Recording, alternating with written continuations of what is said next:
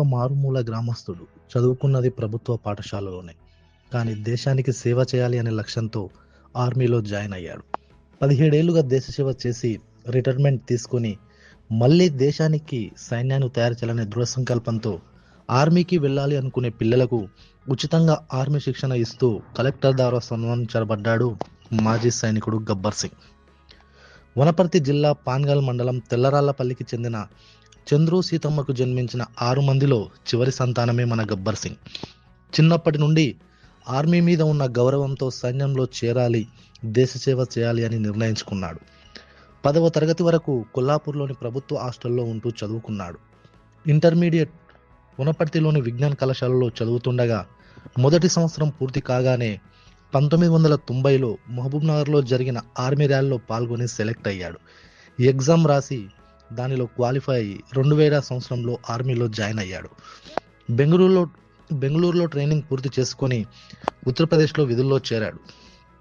విశేషం ఏమిటంటే గబ్బర్ సింగ్ అక్కడ కూడా ట్రైనింగ్ కమాండర్గా విధులు నిర్వహించాడు. 2016-17 సెప్టెంబర్లో రిటైర్మెంట్ తీసుకొని బ్యాంకు సెక్యూరిటీ గార్డ్గా పనిచేయడం మొదలుపెట్టాడు. అక్కడి నుంచి కూడా పిల్లలకు ఆర్మీ ట్రైనింగ్ ఇవ్వాలని నిర్ణయించుకొని హైదరాబాద్, గద్వాల్, వనపర్తిలో అక్కడక్కడ క్యాంపులు ఏర్పాటు చేసి శిక్షణ ఇస్తూ వచ్చాడు. ప్రస్తుతం వనపర్తిలో ఉద్యోగం చేస్తుండడం వల్ల ఇక్కడే పిల్లలకు ట్రైనింగ్ ఇస్తూ చాలామందిని ఆర్మీకి సిద్ధం చేస్తున్నాడు. ఇదే సందర్భంగా కలెక్టర్ ఆయనను పిలిపించి సన్మానం చేశారు. సన్మానంతో పాటు ఎకో పార్కులో ఉచితంగా ట్రైనింగ్ ఇచ్చుకోవడానికి పర్మిషన్ కూడా ఇప్పించాడు కలెక్టర్ గారు. దీనితో గబ్బర్ సింగ్ ఆయన టీం కలెక్టర్ గారికి ధన్యవాదాలు తెలియజేశారు. గద్వాల్ నుంచి ఇక్కడికి ప్రమోషన్ క్లరికల్గా ప్రమోటెడ్ అయ్యి ఇక్కడికి వనపర్తికి రావడం అయింది. అక్కడ కూడా వనపర్తి 2022 నుంచి వనపర్తిలో కూడా బ్యాచ్ స్టార్ట్ చేసి ఇప్పటి వరకు వనపర్తిలో 3 బ్యాచెస్ అయిపోయింది. దాంట్లో అట్లీస్ట్ ఓవరాల్గా చూస్తే 10 నుంచి 20 మెంబర్స్ వరకు సెలెక్ట్ అవ్వడం జరిగింది. నేను అంటే ఒక రిక్వెస్ట్, ఇంతకుముందు ఎకో పార్కులో ఈవెంట్స్ ప్రాక్టీస్ చేయడానికి ఫ్రీ ఆఫ్ కాస్ట్గా ఏదవుతుండే, అయితే ఇప్పుడు పేమెంట్ ఇచ్చేయడం జరిగింది.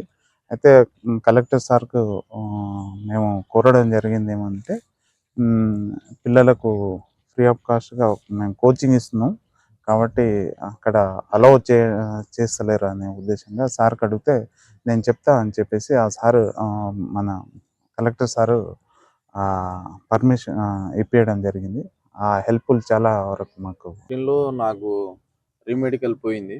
రీమెడికల్ పోవడం వల్ల మళ్ళీ 2025లో మళ్ళీ వచ్చాను సార్ దగ్గరికి. మళ్ళీ ఇక్కడ ట్రైనింగ్ తీసుకున్నా. మేము ఫస్ట్ తిరుమలగుట్ట, ఇంకోటిది అక్కడ వెంచర్ అని ఉంటుంది, వెంచర్, ఇంకా ఈకో పార్క్, ఇంకా బయట కూడా పోతుండే సార్ రన్నింగ్కి. ఇంకా మేము ఇక్కడ రన్నింగ్ కొట్టిన దాంట్లో చాలా బెస్ట్ టైమింగ్ కొట్టినాం. ఇక్కడ 5 minutes 40 seconds అట్లా కొడితే అక్కడ మేము గ్రూప్ 1 కొట్టినాం. అదంతా సార్ వల్ల 5 minutes 15 secondsలో కొట్టినాం. ఇప్పుడు మీతో పాటు మీ ఫ్రెండ్స్ ఎంతమంది సెలెక్ట్ అయ్యారు? నాతో పాటు 17 మంది సెలెక్ట్ అయ్యారు సార్. 30 మందిలో 17 మంది సెలెక్ట్ అయ్యారు.